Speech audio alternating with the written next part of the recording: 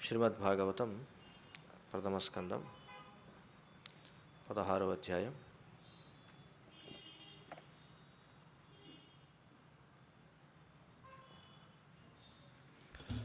పరీక్షిత్ మహారాజు కలియుగమునకు ప్రవేశమిచ్చిన విధము. 35వ శ్లోకం. కావాసహేత విరహం పురుషోత్తమస్య ప్రేమావలోకరుచిరస్మితవల్గుజల్పైః స్థైర్యం సమానమహరన్మధుమానినీనాం రోమోత్సవో మమ యదంఘ్రివిటంకితాయాః. తాత్పర్యం మరియు భాష్యము. కృష్ణ కృపామూర్తి శ్రీ శ్రీమద్ అభయ చరణారవింద భక్తి వేదాంత స్వామి శ్రీల ప్రభుపాద ఇస్కాన్ సంస్థాపకాచార్య. తాత్పర్యం: కావున ఎవరు ఆ దేవదేవుని విరహమును సహించగలరు? ఆనందకర తరహాసుముల ద్వారా, ప్రేమ చూట్కుల ద్వారా, మధుర సంభాషణల ద్వారా శ్రీకృష్ణుడు సత్యభామ వంటి ప్రియురాళ్ల గంభీరతను మరియు ప్రణయకోపమును జయింపగలిగాను. ఆ దేవదేవుడు నాపై అనగా భూమిపై చరించినప్పుడు అతని పాదపద్మ ధూళియందు మునిగి గడ్డిచే నేను సమృద్ధిగా ఆచ్ఛాదితమైతిని. ఆనందముతో కలిగిన రోమాంచము వలె అది గోచరించను. భాష్యం. శ్రీకృష్ణ భగవానుడు గృహమునందు లేనప్పుడు ఆ దేవదేవుడు మరియు అతని వేలాది రాణుల నడుమ కొన్ని మార్లు విరహము సంభవించి ఉండవచ్చును. కానీ ఆ దేవదేవుడు సదా తన పాదపద్మములతో ధరణిపై సంచరించి ఉన్నందున ధరిత్రితో అతని సంబంధమున విరహము సంభవించు అవకాశమే లేదు. కనుకనే శ్రీకృష్ణుడి స్వధామమునకేక ధరాతలమును వీడినప్పుడు భూదేవి యొక్క విరహ భావనలు అతి తీవ్రముగా నుండెను. 36వ శ్లోకం. తయోరేవం కథయతోః పృథివీ ధర్మయోస్తథా పరీక్షిన్నామ రాజర్షి ప్రాప్తః ప్రాచీం సరస్వతీ. ఈ విధముగా భూదేవి మరియు ధర్మదేవతలు సంభాషించుకునుచుండగా రాజర్షి అయిన పరీక్షిత్తు తూర్పు దిక్కుగా ప్రవహించు సరస్వతీ నదీతటమున చేరెను.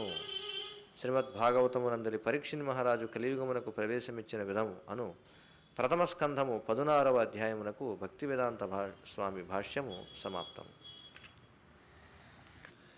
కాబట్టి భూమాత వృషభ రూపంలో ఉన్నటువంటి ధర్మదేవత అడిగినటువంటి ప్రశ్నకు, అంటే నువ్వెందుకు శోకిస్తున్నావు అనే ప్రశ్నకు సమాధానం చెబుతూ ఈ విధంగా చెబుతుందనమాట. ఏమంటుందంటే, ఎవరు ఆ దేవదేవుని విరహమును సహించగలరు? చూడండి, దేవదేవుని యొక్క విరహము అంటే ఏమిటి? మనకు అత్యంత ప్రీతిపాత్రులైన వారు మన దగ్గర లేనప్పుడు కలిగేటువంటి అభావం ఏదైతే ఉందో దానిని విరహము అని చెప్పి అంటాం. మరి సాధారణమైనటువంటి వ్యక్తుల విరహం వేరు, కానీ శ్రీకృష్ణ భగవానుని పట్ల కలిగినటువంటి విరహం ఏదైతే ఉందో దాన్ని ఎవరు సహించగలరు అని చెప్పి అంటుంది. అంటే కారణం కూడా చెబుతుంది. చూడండి, ఆనందకర దరహాసముల ద్వారా, ప్రేమ చూట్కుల ద్వారా, అంటే చాలా ఆనందకరమైనటువంటి దరహాసము ద్వారా, అలాగే ప్రేమపూర్వకమైనటువంటి చూపుల ద్వారా, మధుర సంభాషణల ద్వారా, అంటే తీయని మాటల ద్వారా శ్రీకృష్ణుడు సత్యభామ వంటి ప్రియురాళ్ల గంభీరతను మరియు ప్రణయకోపమును జయింపగలిగాను. దాని గురించి ఇక్కడ భాష్యంలో చెప్తున్నారు. ఏమిటంటే, మరి శ్రీకృష్ణ భగవానుడు ద్వారకా నగరంలో ఉన్నప్పుడు ఆయన తన భార్యలందరికీ కూడా, వేలాది మంది భార్యలు, 16,108 మంది, వారందరికీ కూడా ఒక్కొక్క రాజభవనాన్ని నిర్మించడం జరిగింది అని చెప్పుకున్నాం. అయితే ఒక్కొక్క సమయంలో శ్రీకృష్ణ భగవానుడు గృహమునందు లేనప్పుడు ఆయన యొక్క భార్యలందరూ కూడా విరహానికి గురయ్యేవారట. విరహానికి గురైనప్పుడు సత్యభామ వంటి కొంతమంది ప్రియురాళ్ళు వాళ్ళు ఏం చేసేవారంటే ఆయన పట్ల కోపాన్ని వహించేవారట. చూడండి, అదేవిధంగా గంభీరతను, అలాగే ప్రణయ కోపం అంటే ప్రేమతో కూడినటువంటి కోపం, సాధారణమైనటువంటి కోపం కాదు, ప్రేమతో కూడిన కోపం, ప్రణయ కోపం అని చెప్పి అంటున్నారు.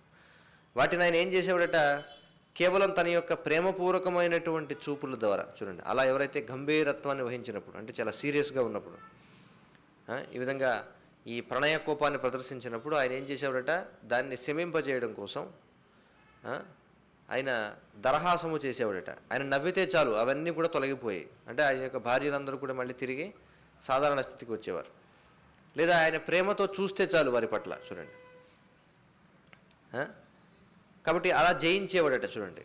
తన ప్రియురాళ్ళ యొక్క గంభీరతను, ప్రణయ కోపాన్ని ఆ విధంగా జయించేవాడు. సరే, అది ఎవరి విషయంలో? శ్రీకృష్ణ భగవానుని యొక్క ప్రియురాళ్ళు లేదా భార్యల విషయంలో. అంటే ఒక్కొక్కసారి ఆయన గృహాన్ని విడిచిపెట్టి బయటికి వెళ్ళే అవకాశం ఉంది కాబట్టి ఆ విరహం అనేది కలిగే అవకాశం ఉంది. కానీ ఇక్కడ భూమాత యొక్క పరిస్థితి వేరు. సరే, ఇంట్లో ఉన్నా బయట ఉన్నా ఎక్కడ ఉన్నా భూమి మీద అయితే నడవాల్సిందే కదా. కాబట్టి ఈ ధరణిని వదిలిపెట్టే అవకాశం ఉందా చెప్పండి? భార్యలు విరహానికి గురయ్యే అవకాశం ఉంది, కానీ భూమాత విరహానికి గురయ్యే అవకాశం ఎక్కడుంది? ఎందుకంటే ఆయన ఎల్లప్పుడూ ఆయన పాదపద్మాలు నేలపై ఉంటాయి కదా. కాబట్టి ఇక్కడ ఏముంటుందంటే, ఆ దేవదేవుడు నాపై చరించినప్పుడు, అంటే భూమిపై ఆయన తిరిగినప్పుడు ఆయన పాదపద్మ ధూళి యందు మునిగి గడ్డిచే నేను సమృద్ధిగా ఆచ్ఛాదితనైతిని. చూడండి. కాబట్టి ఆయన భూమిపై తిరుగాడుతూ ఉన్నప్పుడు భూమి పూర్తిగా ఎలా ఉండేదట అంటే గడ్డితో ఆచ్ఛాదితమైనదట. ఎందుకంటే గడ్డి అనేది గ్రాసము అని చెప్పి అంటాం, పశుగ్రాసము అంటాం కదా. ఈ గ్రాసము అనే పదం నుండి ఇంగ్లీష్లో గ్రాస్ అనే పదం వచ్చింది. గ్రాస్ అంటే ఏమిటి? గడ్డి అని. అది సంస్కృత పదం, అది గ్రాసము అనేది.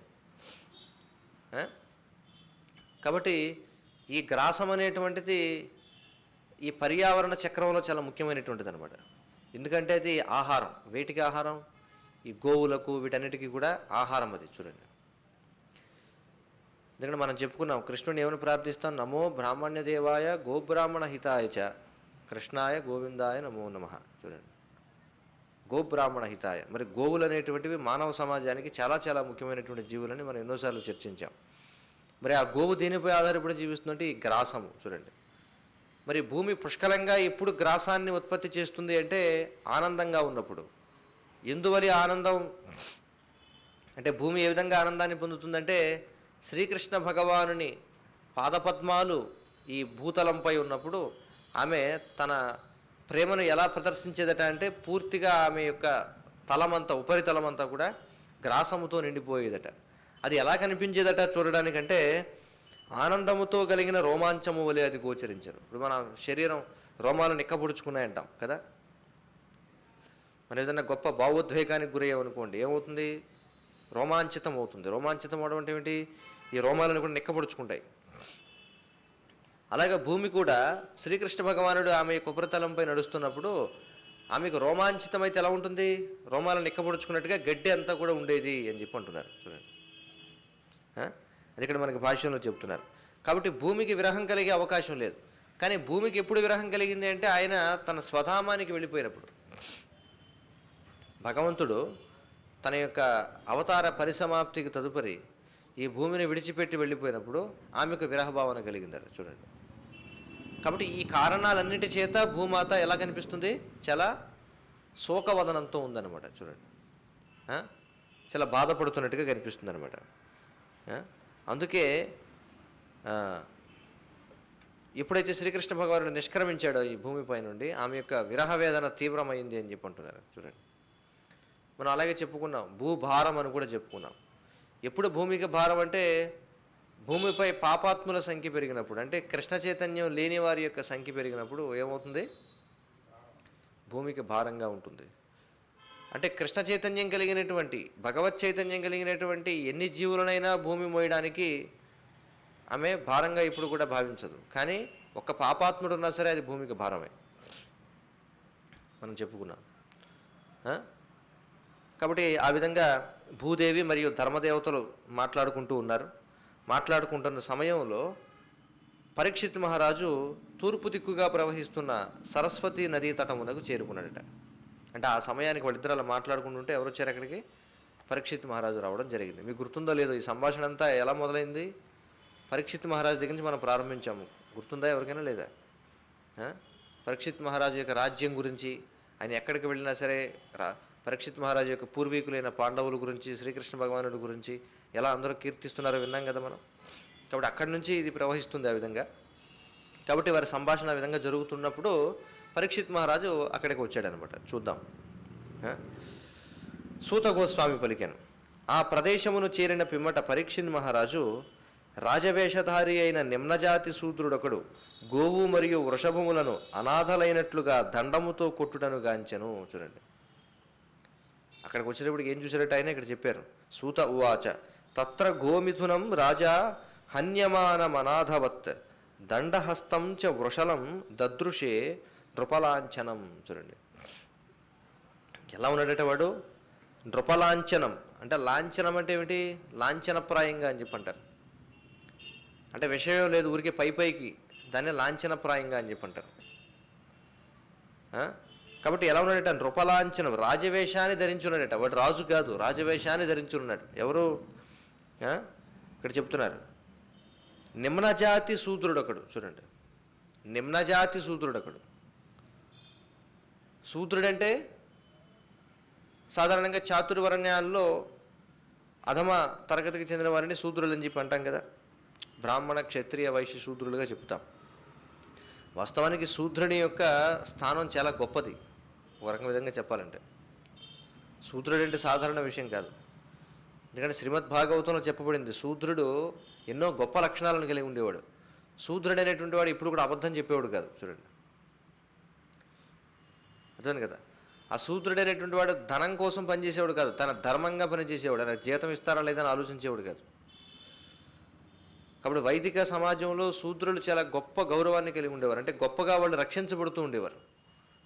ఈ పైన ఉన్నటువంటి 3 వర్ణాల వారు ఎవరైతే ఉన్నారో, బ్రాహ్మణ, క్షత్రియ, వైశ్యులు ఎవరైతే ఉన్నారో వారందరూ కూడా శూద్రుడిని అన్ని విధాలుగా కూడా వాళ్ళు చక్కగా చూసుకునేవారు అనమాట. అంటే శూద్రుడికి ఉండాల్సిన ముఖ్యమైనటువంటి గుణం విధేయత కలిగి ఉండేవాడు. చూడండి, యజమాని పట్ల విధేయత కలిగి ఉండేవాడు. ఈ రోజుల్లో అది ఉందా? లేదు. ఈ రోజుల్లో విధేయత ఎక్కడుంది? ఒకరినొకరు దోచుకుందామని ప్రయత్నిస్తారు. చూడండి, అంటే అగ్రవర్ణాలుగా చెప్పబడే వారికి బాధ్యత లేదు, శూద్రులుగా చెప్పబడే వారికి విధేయత లేదు. చూడండి, ఇక్కడ ఒకరినొకరు దోచుకోవాలనుకుంటారు. పనిలో పెట్టుకున్నవాడు ఏమనుకుంటాడు? వీడికి చాలా జీతం ఇస్తున్నాం కానీ తక్కువ పని చేస్తున్నాడు అనుకుంటాడు. పని చేసేవాడు ఏమనుకుంటాడు? నేను చాలా ఎక్కువ పని చేస్తున్నాను, నాకు చాలా తక్కువ జీతం ఇస్తున్నాను అనుకుంటాడు. చూడండి, అందుకే ఈ కార్మిక ఉద్యమాలు అవి ఇవి వస్తుంటాయి అన్నమాట. చూడండి, కానీ శూద్రుడు అంటే అతడు ఎప్పుడు కూడా సత్యమే పలుకుతాడు, పూర్తిగా విధేయత కలిగి ఉంటాడు. చూడండి, ఇవన్నీ గొప్ప లక్షణాలు చెప్పబడ్డాయి. అయితే నిమ్నజాతి శూద్రుడు అంటే ఎవరు? అంటే వినయ విధేయతలు లేనటువంటి వాడు, సత్యం పలకనటువంటి వాడిని నిమ్నజాతి శూద్రుడు అంటారు అన్నమాట. అంటే శూద్రుల్లో కూడా అధమస్థాయి అన్నమాట. ఈ రోజుల్లో కనిపించే వాళ్ళంతా వాళ్ళే. మనం ఎవరైనా రిక్షా తక్కునేవాడి దగ్గరికి వెళ్ళామనుకోండి, ఎంతయా అంటే 300 అండి అంటాడు. అంటే ఉదాహరణగా చెప్తున్నాం, ఎలా ఉంటుంది వ్యవహారం. అదే 300 అంటున్నావు, ఇక్కడే కదా, కావాల్సి నడిచి వెళ్ళిపోండి అంటాడు. ధర్మం అనేటువంటిది ఉండదు అనమాట ఇక్కడ కూడా. అంటే సమాజం అంతా అదే విధంగా ఉంది. వాళ్ళు మాత్రం అలా ఉన్నారని కాదు, సమాజాన్ని బట్టి వాళ్ళు, వాళ్ళ బట్టి సమాజం అంతా కూడా. కాబట్టి ఎలా ఉన్నాడట? నిమ్నజాతి శూద్రుడు, కానీ రాజవేషం వేసుకుని ఉన్నాడట. అక్కడ ఏం చేస్తున్నాడట?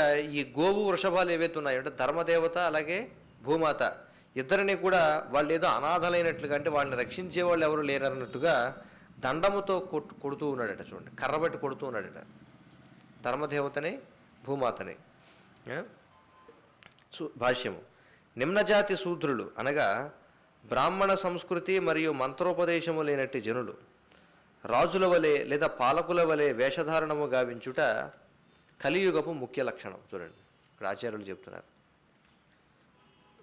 మనం అంతకీ సంభాషణ చర్చిస్తున్నాం ఎందుకోసం? ఎందుకంటే కలియుగ పరిస్థితులు ఎలా ఉంటాయనేది వివరించారని చెప్పుకున్నాం కదా మనం. కాబట్టి ఇక్కడ చెప్తున్నారు, మొదటి లక్షణం ఏమిటంటే ముఖ్యమైనది, నిమ్నజాతి శూద్రులు అంటే బ్రాహ్మణ సంస్కృతి లేనటువంటి వారు. బ్రాహ్మణ సంస్కృతి అంటే ఇంద్రియ నిగ్రహణ లేనటువంటి వారు, అంటే 4 నియమాలు పాటించని వారు. మద్యం, మాంసం, జూదం, వ్యభిచారం అనేటువంటివి ఏవైతే ఉన్నాయో వాటిలో నిమగ్నమై ఉండేటువంటి వారు, సభ్యతా సంస్కారం లేనటువంటి వారు. ఈ రోజుల్లో మనం చూస్తుంటాం కదా, అసెంబ్లీ టీవీ అని కూడా ఒక ఛానల్ వచ్చినట్టుంది ఇప్పుడు. అవునా? ఉందా? అసెంబ్లీ టీవీ అని ఒకటి ఉంది. అసెంబ్లీ సమావేశాలు జరిగినప్పుడు వాళ్ళు ఎలా ఒకరినొకరు తిట్టుకుంటున్నారు, ఒకరి మీద ఒకటి కుర్చీలు ఎలా వేసుకున్నారు, కాగితాలు ఎలా విసురుకుంటున్నారు, ఎలా బూతులు తిట్టుకుంటున్నారు కదా, అంతే కదా, చూపిస్తూ ఉంటారు కదా. ఆ మధ్యకాలంలో ఎవరో కొంతమంది అవంతా వ్యవహారం జరుగుతుంది, వెనకాల కూర్చుని వాళ్ళు ఏదో నీల చిత్రాలు చూస్తున్నారట ఫోన్ పట్టుకొని, ఇద్దరు ముగ్గురు. అలాంటివి కూడా ఉన్నాయి చూడండి. కాబట్టి మొదటి సంకేతం ఇక్కడ చెప్పారు ఏమిటి, అత్యంత నీచుడైనటువంటి కూడా రాజవేషం వేసుకుంటాడు చూడండి. కాబట్టి ఇక్కడ ఏం చెప్తున్నారు చూడండి, రాజుల వలె, ఎవరు నిమ్నజాతి శూద్రులు రాజుల వలె లేదా పాలకుల వలె వేషధారణ గావించుట చూడండి. కానీ వాళ్ళ హడావిడంతా చూస్తే ఎలా ఉంటుంది, మంచి కద్దర వేసుకుంటారు, బాగా గంజి పెట్టిన కద్దరు తళతళ మెరుస్తూ ఉంటుంది, మంచి ఉంగరాలు అవి పెట్టుకుంటారు, మంచి అత్తర వాసన కొడుతూ ఉంటుంది, చాలా అఫీషియల్గా వాళ్ళకి సెక్యూరిటీ ఇదంతా కూడా మంచి, అంతా కూడా చాలా నీట్గా ఉంటాయి, షూ అంతా పాలిష్ చేసి ఉంటుంది కదా, చాలా నీట్గా ఉంటారు చూడడానికి. కానీ ఏమిట్రా లోపలంటే అందరూ కూడా మాంసాహారులే, జోదగాళ్లే, వ్యభిచారులే, మద్యపానం చేసేవారు చూడండి.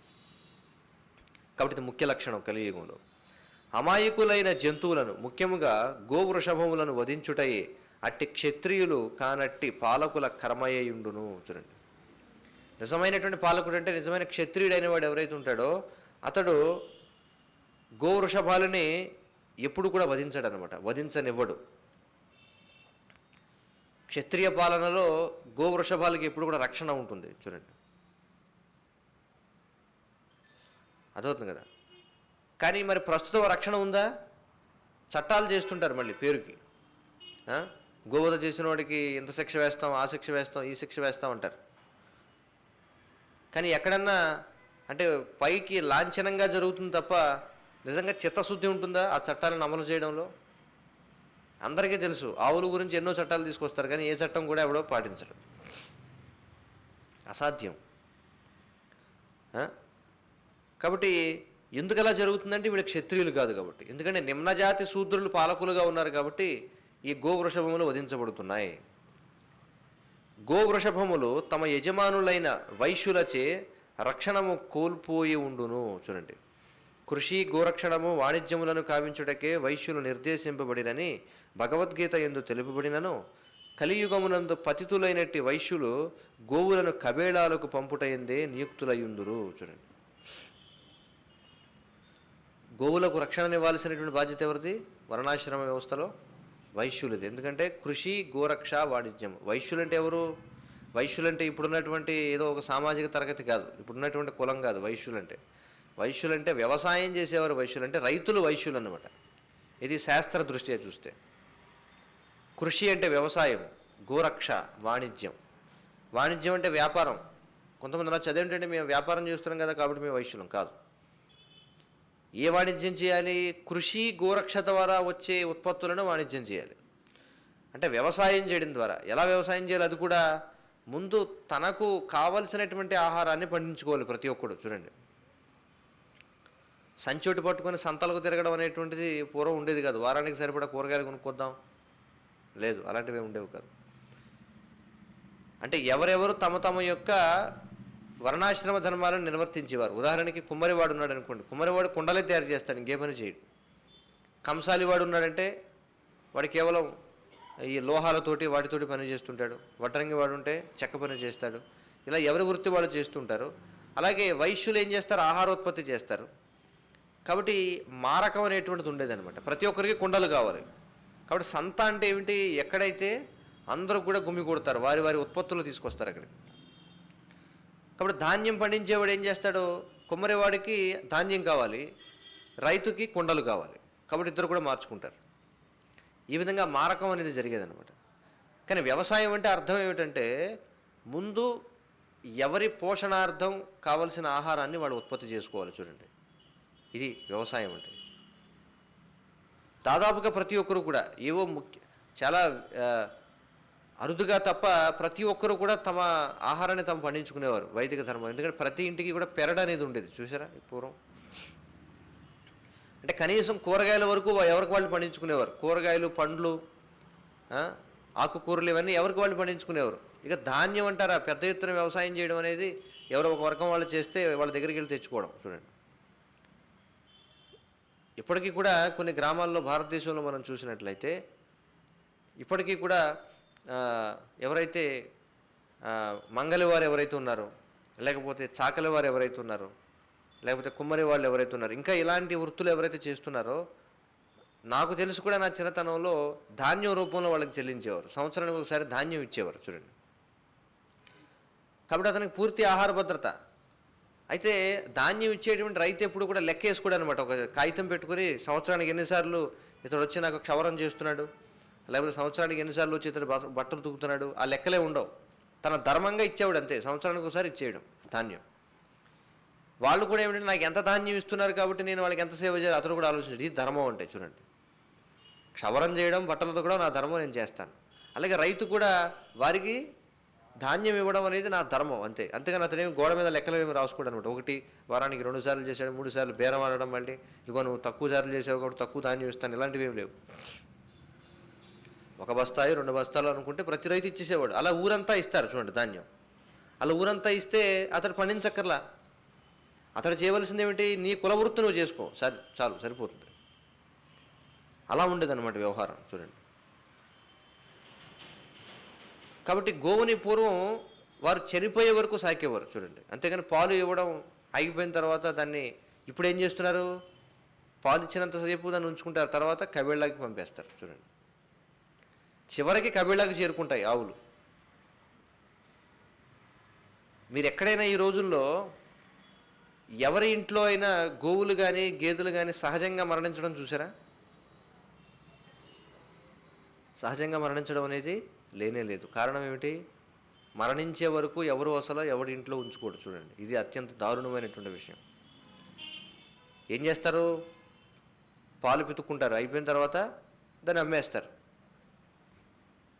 అలా అమ్మకం అయ్యి ఎప్పుడైతే ఇంకా అది పాలు ఇవ్వడం మానేస్తుందో చివరికి ఏమవుతుంది, కబీళాలకు వెళుతున్నాయి చూడండి. కాబట్టి వాటి యొక్క మానసిక స్థితి ఎలా ఉంటుందంటే, ఇప్పుడు ఉదాహరణకి చూడండి, మానవ సమాజంలో మనం ఉన్నాం.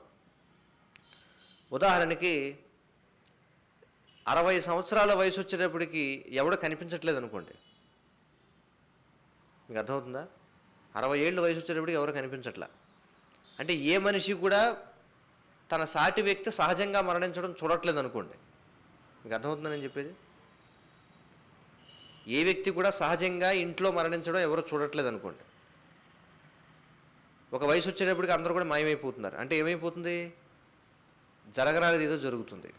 అప్పుడు వాతావరణం అంతా ఎలా ఉంటుంది, చాలా చాలా ఆందోళనాపూర్వకంగా ఉంటుంది. కాబట్టి గోవులు కూడా ఎప్పుడైతే తమ సాటి గోవులు కానీ లేకపోతే గేదెలు కానీ ఏవైనా సరే జీవులు సహజంగా మరణించడం చూస్తాయో, సహజంగా మరణిస్తున్నాయంటే అవి రక్షించబడుతున్నాయని అర్థం చూడండి. ఈ రోజుల్లో అది చూసే అవకాశం లేదు. ఏ గోవు కూడా లేకపోతే ఏ గేదె కూడా సహజంగా మరణించడం అనేది చాలా అరుదన్నమాట చూడండి. అప్పటి వరకు ఎవరో ఉంచరు, వాటిని కబీళకు తరలిస్తారు, మాంసం ఎగుమతులు అయిపోతుంటాయి చూడండి. అందుకే ఇక్కడ ఏం చెప్తున్నారంటే, ఈ వైశ్యులు ఏం చేస్తున్నారట, పతితులైనట్టి వైశ్యులు గోవులను కబేళాలకు పంపుటైందే నియుక్తులయ్యుందురు. కాబట్టి ఈ రోజుల్లో రైతులు చూడండి, ఏ రైతు కూడా, ఇక్కడ వైశ్యులు అంటే రైతుల గురించి మాట్లాడుతున్నారు.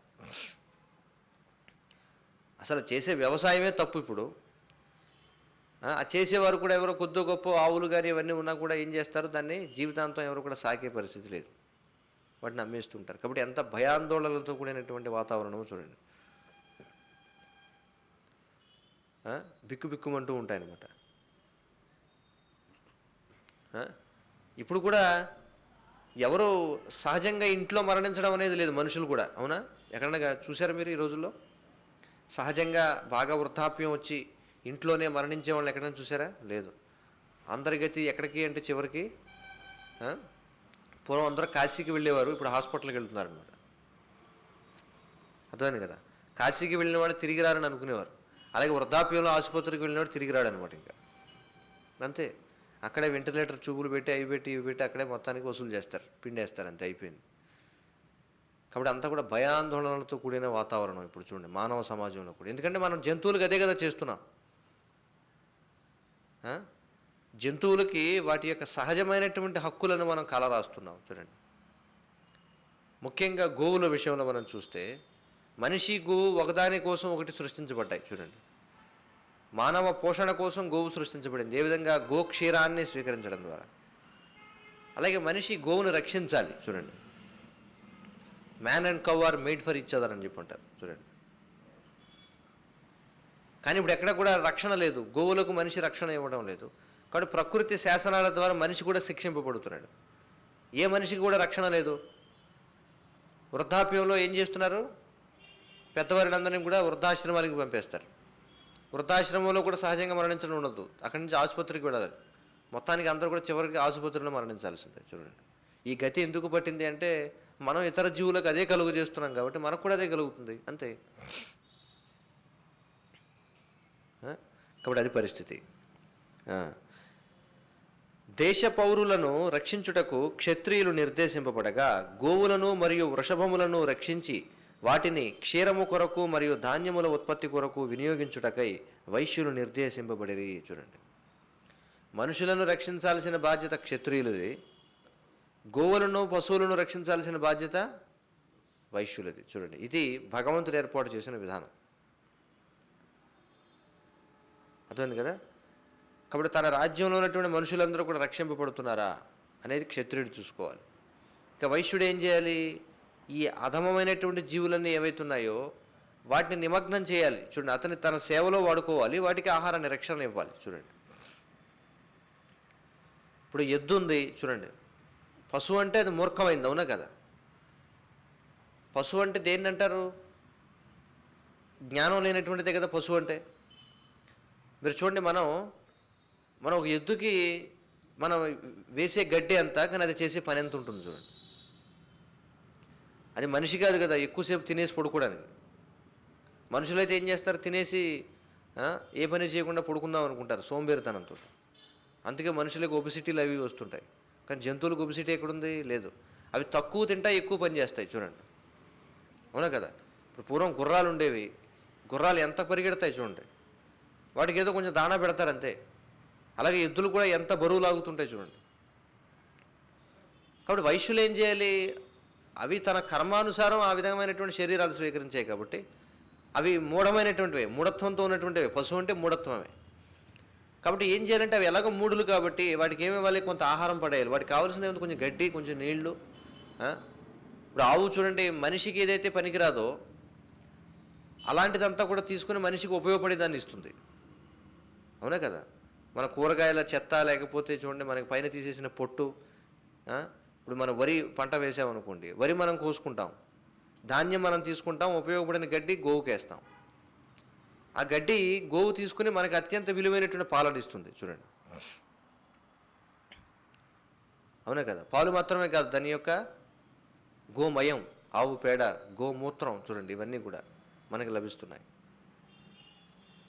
కాబట్టి పూర్వం అందుకే ఎందుకు ఈ వాహనాలు అనేటువంటివి లేవంటే వాహనాలు కూడా జీవులు పూర్వం. చూడండి, ఇది చాలా సుప్రీం సైన్స్ అనమాట. ఇప్పుడు అందరూ ఏం చేస్తున్నారంటే డ్రైవర్ లేకుండా నడిచే వాహనాల కోసం పరిశోధన జరుగుతుంది ఇప్పుడు. సైంటిస్టులు అంటే సెన్సార్ అనమాట, వాడు కారులో కూర్చొని ఫీడ్ చేసేసి వాడు పడుకుంటే అదే ఆ ట్రాఫిక్ సిగ్నల్స్ని బట్టి వెళ్ళిపోయేలాగా. అంత కష్టపడి చేయాల్సిన అవసరం లేదు. పూర్వం సహజంగానే ఉండేవి. ఎడ్ల బండి ఉందనుకోండి, ఎడ్ల గాడి అని చెప్పి అంటారు. దానికి ఆ గాడి పట్టుకుని వెళ్ళిపోతూనే ఉంటుంది. 2-3 సార్లు ఆ గాడిలో తీసుకెళ్ళి దానికి గుర్తుండిపోతుంది దారి. యజమాని ఎక్కి పడుకున్నా తెల్లారేటప్పటికి వెళ్ళిపోతాడు. వాడు నడపాల్సిన అవసరంలా. ఏమవుతాయి? అవే తీసుకెళ్ళిపోతాయి. తీసుకెళ్ళిపోయి గట్టిగా అరవడం మొదలు పెడతాయి. ఇప్పుడు వాడికి అర్థమవుతుందో మర్చిపోయాను మనం వచ్చేసామన్నమాట. ఇప్పుడు అది సహజమైన విధానం. కానీ ఇప్పుడు మళ్ళీ ఏం చేస్తున్నారు? ఆటోమేటిక్ కార్లు చూడండి. కానీ వీళ్ళు తయారు చేసే ఆటోమేటిక్ కార్లు ఏవైతున్నాయి వాటికి ఎంత మెయింటెనెన్స్ చూడండి. సంవత్సరానికి ఎన్నోసార్లు దానికి గేర్ ఆయిల్ మార్చాలి, ఇంజిన్ ఆయిల్ మార్చాలి, టైర్లు మార్చాలి. చూడండి, దానికి ట్యాక్సులు కట్టాలి, ఇన్సూరెన్స్ కట్టాలి, దానికి పొల్యూషన్ టెస్టులు చేయించాలి, మనకి డ్రైవింగ్ లైసెన్స్ ఉండాలి, అవునా కదా? ఎంత వ్యవహారం. వెహికల్స్ని మెయింటైన్ చేయడం అంటే అంత సులభమా చెప్పండి? దానికి గ్రీజ్ పెట్టాలి, అది పెట్టాలి, ఇది పెట్టాలి. చూడండి ఎంత మెయింటెనెన్స్ చేయాలి. అంటే మనిషి ఏమనుకున్నాడు చూడండి, ఈ లోభత్వం అన్నమాట. అంటే ఎంతవరకు కూడా పిండుకుందామనే తప్ప దాన్ని మెయింటైన్ చేద్దాం అనేటువంటిది ఉండదు అనమాట మనిషికి. ఆ దురాశతోటి మనిషి ఏమనుకున్నాడంటే ఇవన్నీ కూడా ఈ ఎద్దులు లేకపోతే ఈ ఆంబూతులు లేకపోతే ఈ గుర్రాలు వీటన్నిటిని ఎవడు పోషిస్తాడు? వాడికి దాణా ఉడకబెట్టాలి, అవి పెట్టాలి, అవి పేడ అవన్నీ వేస్తాయి, వాటిని ఎత్తాలి, మళ్ళీ వాడికి గడ్డి కోసి పెట్టాలి, ఇవన్నీ ఈ శ్రమ అంతా ఎవడ పడతాడు అనుకున్నాడు. మరి దీనికంటే ఎక్కువ శ్రమ పడాలి ఇప్పుడు, అవునా కదా? పూర్వం ఏదో 2 ఎడ్ల బండ్లు ఢీకొని 10 మంది చచ్చిపోయారని ఎక్కడన్నా వార్తల్లో విన్నారా? అలాంటివి ఏమైనా ఉండేవా? యాక్సిడెంట్లు ఏమైనా, ఎడ్ల బళ్ళ యాక్సిడెంట్లు, గుర్రబళ్ళ యాక్సిడెంట్లు ఎక్కడ ఉండేవి కావు. వాటికి తారు రోడ్లు కూడా అవసరం లేదు చూడండి, మట్టి రోడ్లు చాలు, మట్టి రోడ్లు వెళ్ళిపోతుంటాయి. ఇప్పుడు ఇది ఎంత ఉగ్రకర్మ చూడండి. రోడ్లు వేయాలంటే కొండలు పిండి చేయాలి, మళ్ళీ ఎక్కడో కొండను తవ్వి దాన్ని మొత్తం ముక్కలు చేసి దాన్ని స్టోన్ క్రషింగ్ చేసి దాన్ని లారీల మీద తీసుకొచ్చి దాన్ని రోడ్ల కింద వేసి, మళ్ళీ రోడ్డు మీద వెళ్ళాలంటే చక్రాలు పనిచేయవు, దానికి రబ్బర్ కావాలి, మళ్ళీ రబ్బర్ తోటలు పెంచాలి చూడండి. ఆ రబ్బర్ వచ్చిన తర్వాత మళ్ళీ టైర్లు ఎప్పటికప్పుడు అరిగిపోతుంటాయి. ఇప్పుడు వచ్చిన ఇబ్బంది ఏమిటంటే మనిషి తయారు చేసిన కృత్రిమమైనది ఏది కూడా భూమిలో కలవదు చూడండి. తయారు చేయడానికి కార్లు, డబ్బా కార్లు తయారు చేసేస్తాడు, టైర్లు తయారు చేస్తాడు, అన్ని తయారు చేస్తాడు. అవి వాడేసిన తర్వాత ఏం చేయాలి? భూమిలో కలుస్తాయా? టైర్లు భూమిలో కలుస్తాయా ఎక్కడన్నా? లేదు. మరి ఏం చేయాలి? టైర్లని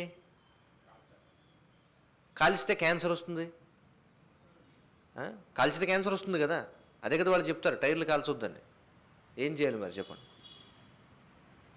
కాబట్టి భగవంతుడు ఇచ్చినటువంటి విధానం నుండి మనం ఒక్క డిగ్రీ పక్కకు జరిగినా మనం నాశనం అయిపోతాం అన్నమాట చూడండి. భగవంతుడు ఏవి కావాలో అవన్నీ ఇచ్చేసాడు మనకి. నీ ప్రయాణం చేయాలా? అసలు మొట్టమొదట వైదిక సంస్కృతిలో ప్రయాణం చేయాల్సిన అవసరమే లేదు. ఎందుకంటే అన్ని నీకు ఊళ్ళు దొరికితే నువ్వు ఫ్లైట్ ఎక్కి ఢిల్లీ ఎందుకు వెళ్ళాలి ఉద్యోగం చేయడానికి చూడండి. అవునా కదా? పూర్వం ఎక్కడికి వెళ్ళేవాడు కాదు, అన్నీ వాడి గ్రామంలో దొరికేసేవి. ఏది కావాలన్నా గ్రామంలో దొరుకుతుంది. కాబట్టి వాడికి పెద్ద ప్రయాణాలు ఉండేవి కాదు. ఒకవేళ ఏమన్నా ప్రయాణాలు ఉన్నా తక్కువ, కాబట్టి ఈ ఎడ్ల బండి మీద, గుర్ర బండి మీద వెళ్ళేవాడు. వేగంగా వెళ్ళాలంటే గుర్రం మీద వెళ్ళేవాడు. పర్వాలేదు మనం తాయితీగా వెళ్ళొచ్చు అనుకుంటే ఎడ్ల బండి మీద వెళ్ళేవాడు, అంతే అయిపోయింది. ఇప్పుడు దాన్ని భగవంతుడు ఇచ్చిన విధానాన్ని మనం నాశనం చేసుకొని ఇప్పుడు అంతా కూడా స్టైల్ అనమాట. ఏమిటి స్టైలు? రోజుకి 3 గంటలు బస్సులు ఏలాడి తిరుగుతుంటారు మీరు చూడండి పట్టణాల్లో. లేకపోతే అవేంటవి ముంబైలో మెట్రో రైళ్ళు అని చెప్పి ఉంటాయి. రోజు ఎంతోమంది చచ్చిపోతుంటారు దాంట్లో కూడా, ఎవడో పట్టించుకోడు. అది సోక్ అన్నమాట చూడండి. విపరీతమైనటువంటి కాలుష్యం, రసాయనాలతో కూడినటువంటి ఆహారం, కూరగాయలు, పండ్లు, ఇవన్నీ కూడా పూర్తిగా ఏది చూసినా సరే రసాయనాలతో నిండిపోయి ఉంటుంది. అంతా మోసంతో కూడినటువంటి మానవ సమాజం. అలాంటి సమాజంలో ఎందుకు బతకాలి చెప్పండి?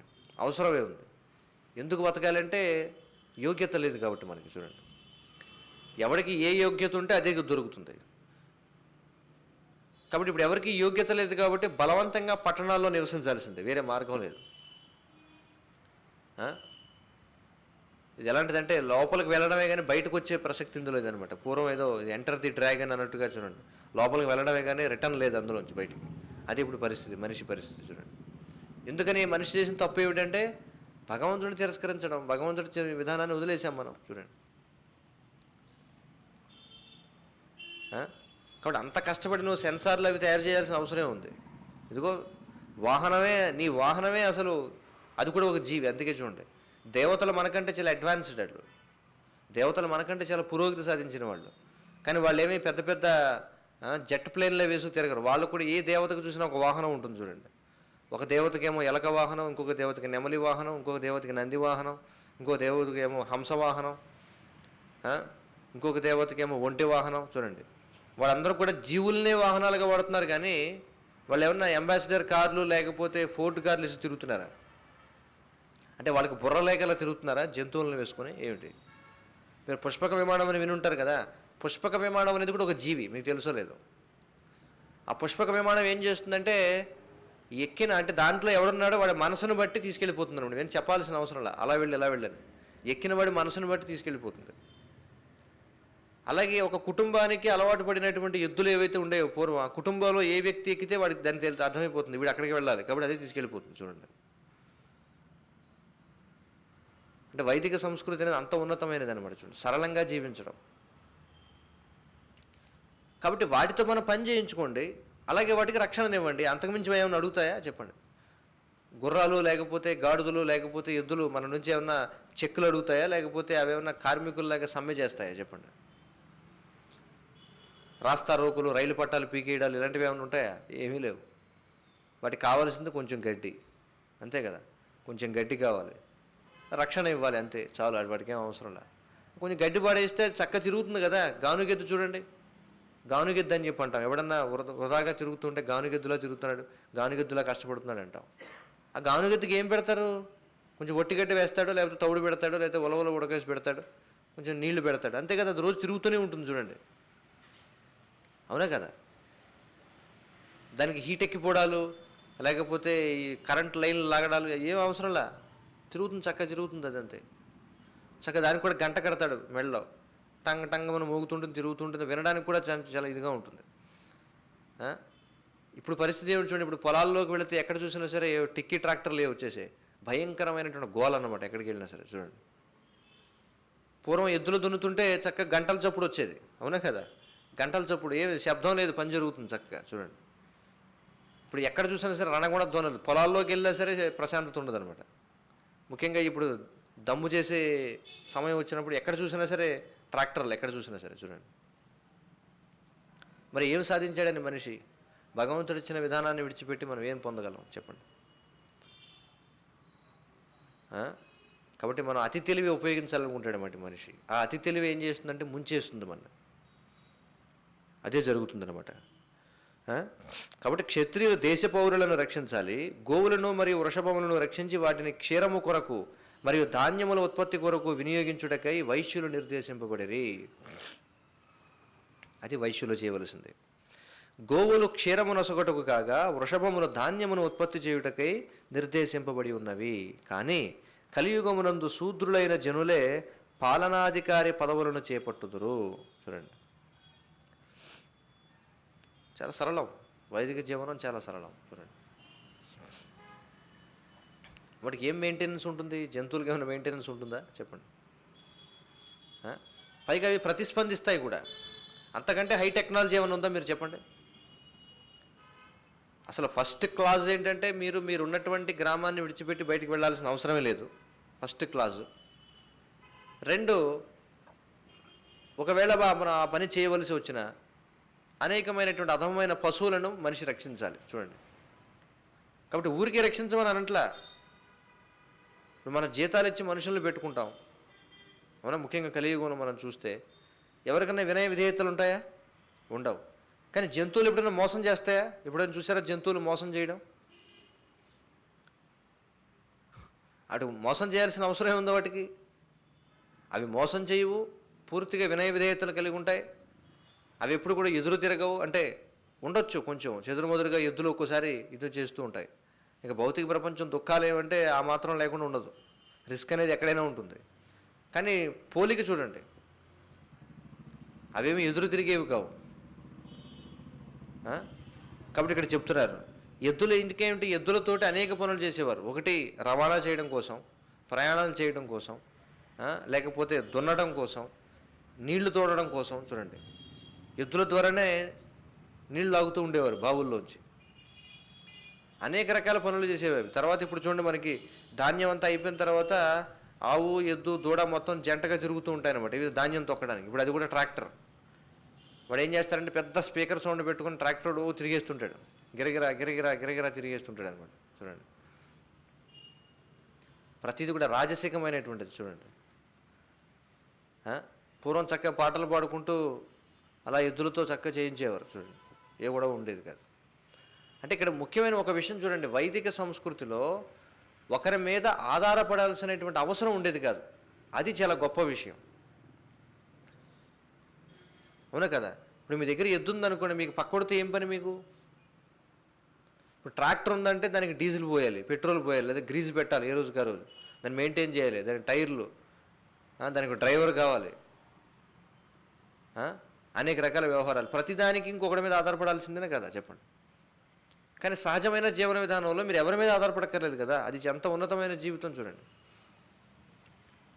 వైదిక సంస్కృతి ప్రకారం ఒకరిపై ఆధారపడి జీవించడం అనేది దౌర్భాగ్యం అన్నమాట. అంటే ప్రతి ఒక్కరూ ఒకరిపై ఆధారపడి జీవిస్తున్నారు, కానీ ఎవరిపై ఆధారపడి జీవించాలంటే భగవంతుడిపై ఆధారపడి జీవించాలి. అది వైదిక సంస్కృతి చెప్పేది. భగవంతుడిపై ఆధారపడి జీవించకపోతే ప్రతి ఒక్కరి మీద ఆధారపడాల్సి వస్తుంది, ప్రతి ఒక్కరి మీద ఆధారపడాల్సిందే. భగవంతుడు ఒక్కడికి శరణాగతి పొందితే ఏ గొడవ ఉండదు, ఎవరొకరికి శరణాగతి పొందాల్సిందే. భగవంతుడికి శరణాగతి పొందామనుకోండి సుఖవంతంగా జీవించవచ్చు. భగవంతుడికి ఎందుకు శరణాగతి పొందాలనుకుంటే 100 మందికి శరణాగతి పొందాలి, ఏది కావాలో నిర్ణయించుకోవాలన్నమాట. చూడండి, ఇప్పుడు కలియుగంలో మనం 100 మంది మీద శరణాగతి పొందాలి ఇప్పుడు మనం, ఎందుకంటే ఎంతోమందిపై మనం ఆధారపడి జీవిస్తున్నాం ఇప్పుడు. కానీ వైదిక సంస్కృతి ఒక్కటే, భగవంతుడిపై ఆధారపడి జీవించు, భగవంతుడు ఇచ్చిన వాటిని స్వీకరించు, ఆనందంగా జీవించు, అంతే, అయిపోయింది. కాబట్టి కలియుగమునందు శూద్రులైన జనులే పాలనాధికారి పదవులను చేపట్టుదురు. తల్లి మరియు తండ్రి వంటి గోవృషభములు వైశ్యులచే రక్షణము కోల్పోయి శూద్ర పాలకులచే ఏర్పాటు చేయబడిన కబేళాకు పంపబడును. చూడండి, కాబట్టి ఇవన్నీ కూడా ఎక్కడికి వెళతాయి అంటే చివరికి కబేళాలు, స్లాటర్ హౌసెస్కి వెళతాయి. హైదరాబాదులో ఉంది దేశంలోనే అత్యంత పెద్ద కబేళా, అల్ కబీర్ ఇది ఉంది దాని పేరు, అల్ కబీర్. చూడండి, అతిపెద్ద కబేళా అది. చూడండి, ఇప్పుడు భారతదేశం మాంస ఎగుమతులలో పోటీ పడుతుంది ఇతర దేశాలతో. చూడండి, అంటే ఎంత దౌర్భాగ్యం చూడండి. అంటే తన ఆనందం కోసం ఇతర జీవులను హింసించి బతకాల్సినటువంటి దౌర్భాగ్యం అన్నమాట ఇప్పుడు మనది. చూడండి, కాబట్టి ఇది ఎంత దారుణమైన సమాజం. ఒకడు ఆనందంగా ఉండాలంటే 10 మంది ఏడవాలా. ఇది ఎలాంటి సమాజం, ఇది ఎలాంటి నాగరికత మీరు ఊహించుకోండి. ఇది పరిస్థితి. కాబట్టి ముఖ్యంగా మన ప్రాంతంలో చూస్తే చాలా దారుణమైన పరిస్థితి అనమాట. కొన్ని లక్షల కోట్ల జీవులు ప్రతిరోజు కూడా వధించబడుతుంటాయి. ముఖ్యంగా ఈ చేపలు, రొయ్యలు, లేకపోతే కోళ్ళు, ఇదంతా ఎంత పాపంతో కూడుకునేటువంటి పని చూడండి. డబ్బు సంపాదించవచ్చు దాని మీద, కానీ డబ్బు సంపాదిస్తున్నామని అనుకుంటారు, కానీ సంపాదించేది పాపమే. చూడండి, పాపమే సంపాదిస్తున్నాం. కాబట్టి పాపాన్ని సంపాదించి ఎవరు ఆనందంగా ఉండగలరు? ఎవడో సుఖంగా ఉండలేడు పాపాన్ని సంపాదించి. ఇది ప్రకృతి నియమం అన్నమాట. కాబట్టి శూద్ర పాలకులచే ఏర్పాటు చేయబడిన కబేళాలకు పంపబడును. చివరికి కబేళాలకు విడిపోతాయి అన్నీ, అది పరిస్థితి.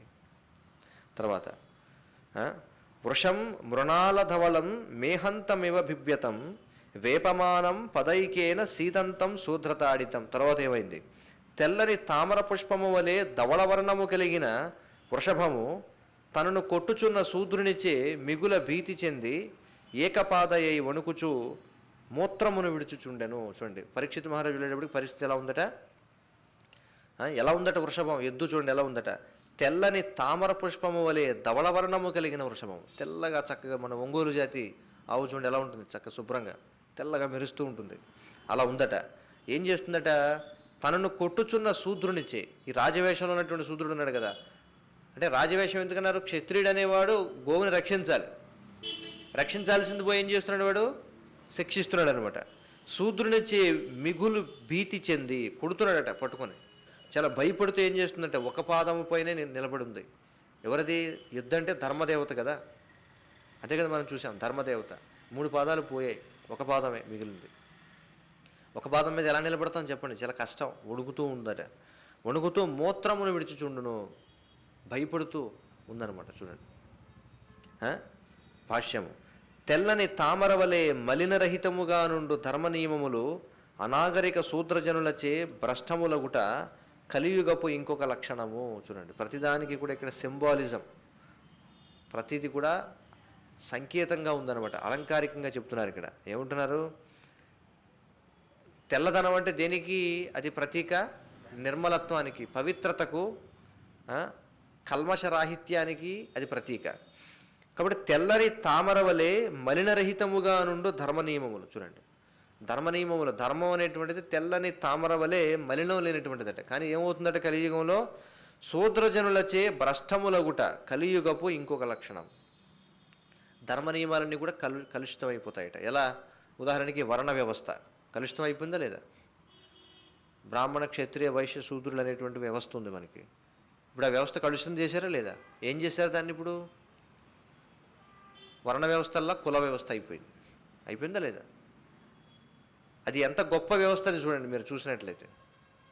అలాంటి దాన్ని వీళ్ళు ఏం చేశారు? దీన్ని కులం అనేటువంటి స్థాయికి దిగజార్చారనమాట. చూడండి, ఒక ఉదాహరణగా చెప్తున్నాం. బ్రాహ్మణ మరియు క్షత్రియ పితరుల నుండి వచ్చిన వారి అయినను తగినంత విద్య మరియు వేదజ్ఞానము లోపించిన కారణమున కలియుగమునందు అట్టి శూద్రప్రాయ జనులు ధర్మ నియమములను సంపూర్ణముగా నిరసింతురు. పుట్టడానికి క్షత్రియ కుటుంబాల్లో, బ్రాహ్మణ కుటుంబాల్లో పుట్టినవారేనట అంతా కూడా. కానీ తగినంత విద్య మరియు వేదజ్ఞానము లోపించిన కారణం చేత వాళ్ళందరూ కూడా ఏం చేస్తున్నారట? శూద్రప్రాయులుగా మారిపోయారట వాళ్ళందరూ కూడా. శూద్రప్రాయ జనులు ధర్మ నియమములను సంపూర్ణముగా నిరసింతురు, పూర్తిగా నిరసిస్తారు ధర్మాన్ని. అటువంటి వారిచే ధర్మనిరతులైన వారు మిక్కిలి భయమునకు లోనగుదురు. చూడండి, ఇలాంటి అధర్మ పరాయణులు ఎవరైతే ఉన్నారో వారి చేత ధర్మాత్ములైనటువంటి వారు చాలా చాలా భయానికి లోనవుతారట. చూడండి, అంటే నిజంగా ధర్మాన్ని ఆచరించాలనుకునేవాడు భయపడుతూ ఆచరించాలి. చూడండి, అవునా కదా? ఈ రోజుల్లో ఎవరు భయపడాలి? ధర్మాత్ముడు భయపడాలా, అధర్మపరాయణుడు భయపడాలా? చెప్పండి, ఎవరు భయపడతారు? ఇప్పుడు ఉద్యోగం వచ్చింది అనుకోండి, ఎవరైనా పోలీసు ఉద్యోగం వచ్చింది, వాడు అసలు ఎలాంటి లంచం తీసుకోకుండా పనిచేద్దాం అనుకుంటాడు. చేయగలడా వాడు?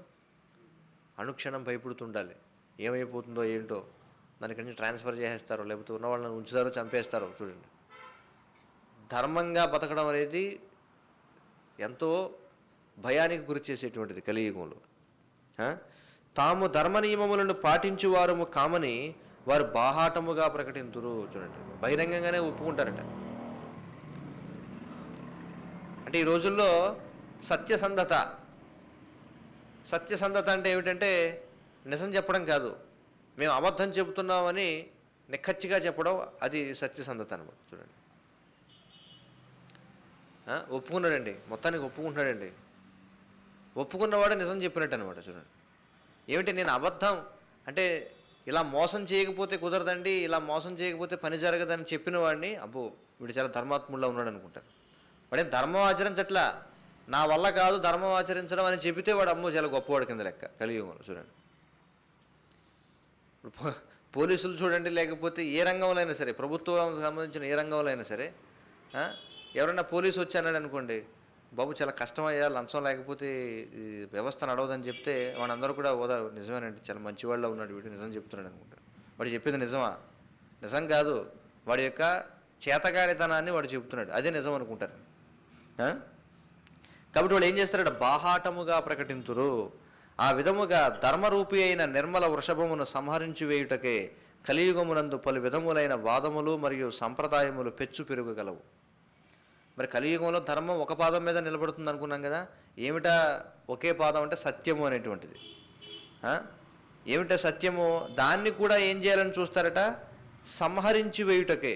అలాంటి ధర్మ నియమాలు ఏవైతున్నాయి వాటిని కూడా సంహరించడానికి అనేక రకాలైన వాదోపవాదాలు, రకరకాల మతాలు, కలియుగంలో అదే కదా, ఎన్ని రకాల మతాలు ఉన్నాయి చూడండి. 5,000 సంవత్సరాల క్రితం మతాలు ఉన్నాయా? లేవు, ఏ మతం లేదు. కలియుగం మొదలయ్యాక మతాలు మొదలయ్యాయి. బౌద్ధం, జైనం, క్రైస్తవం, మహమ్మదీయం, యూదులు, లేకపోతే పార్సీలు, రకరకాల మతాలు. చూడండి, వీళ్ళందరూ వచ్చి ఏం చేస్తారట?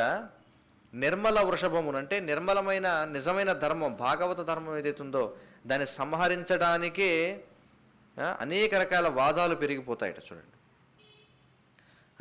దేశము మతరహితమైనదిగా లేదా ఏదేని ఒక ప్రత్యేక ధర్మమును పాటించనిదిగా ప్రకటించబడుటచే ధర్మ నియమములకు సంపూర్ణ వ్యతిరేకత సర్వత్రా గోచరించును. చూడండి, దేశము మతరహితమైనదిగా అంటే ఏమిటి?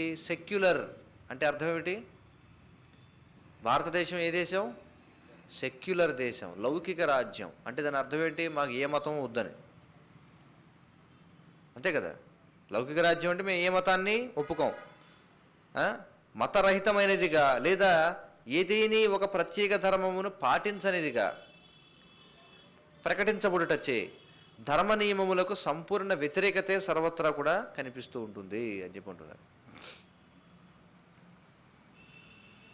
చాలామంది అంటుంటారు అన్ని మతాలు ఒక్కటే అని. అన్ని మతాలు ఒక్కటే అన్నాడంటే వాడు ఏ మతాన్ని అనుసరించడని అర్థం అనమాట. మీకు అర్థమవుతుంది కదా? అంతా ఒకటే అంటారు కదా, అంతా ఒకటే అనేవాడు దేనికి కట్టుబడి ఉన్నాడు అది.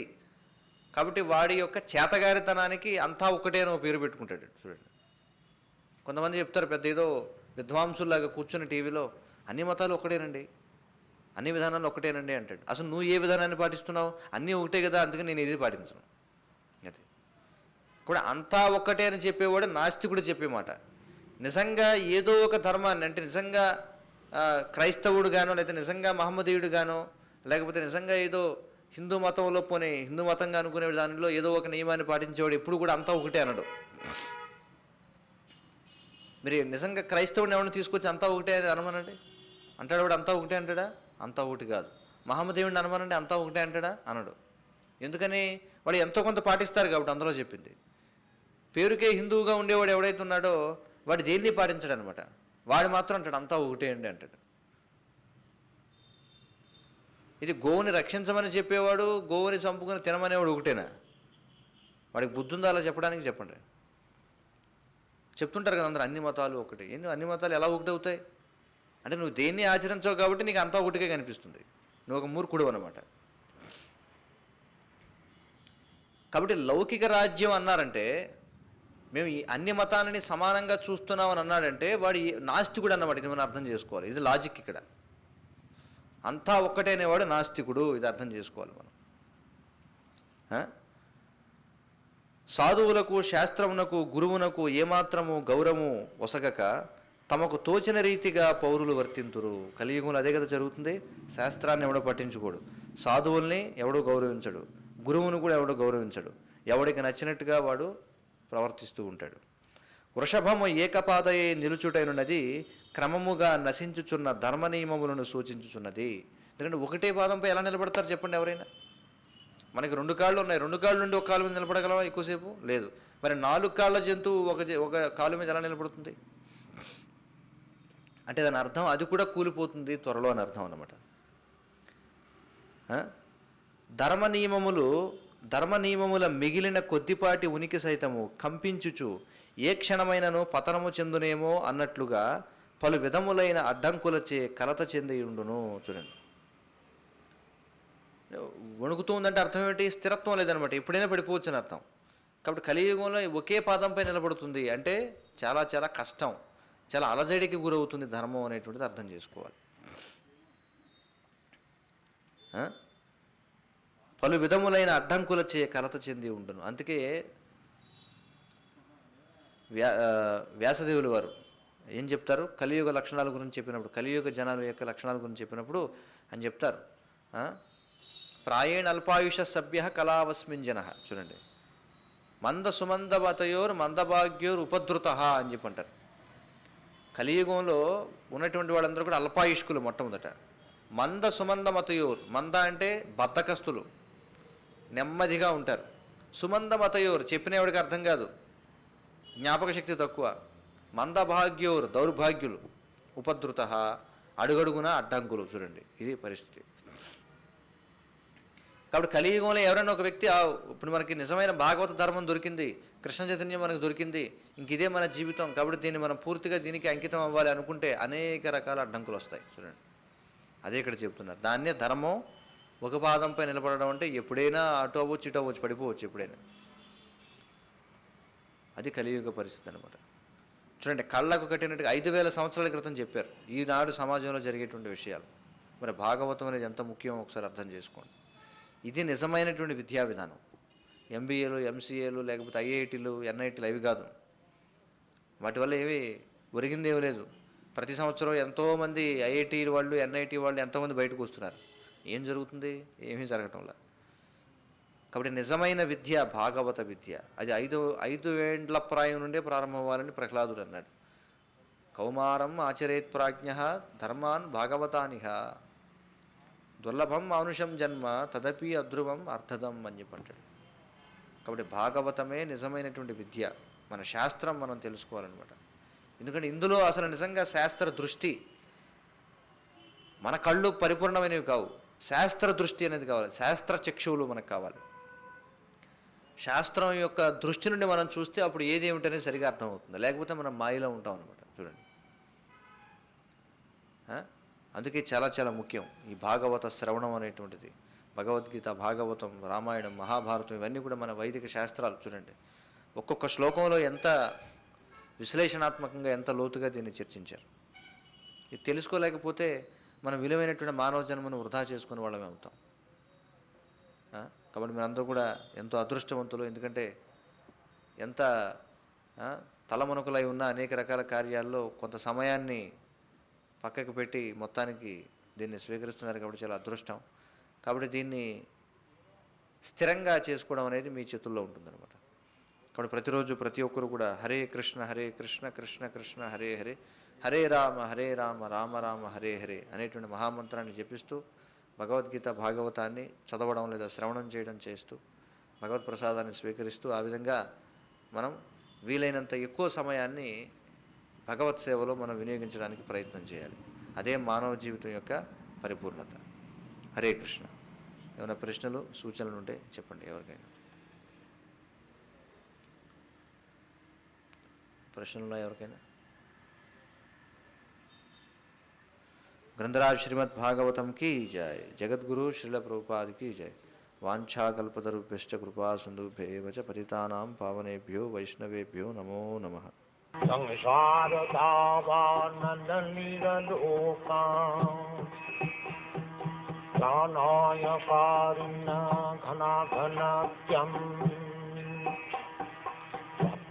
सकलनगुणार्णवश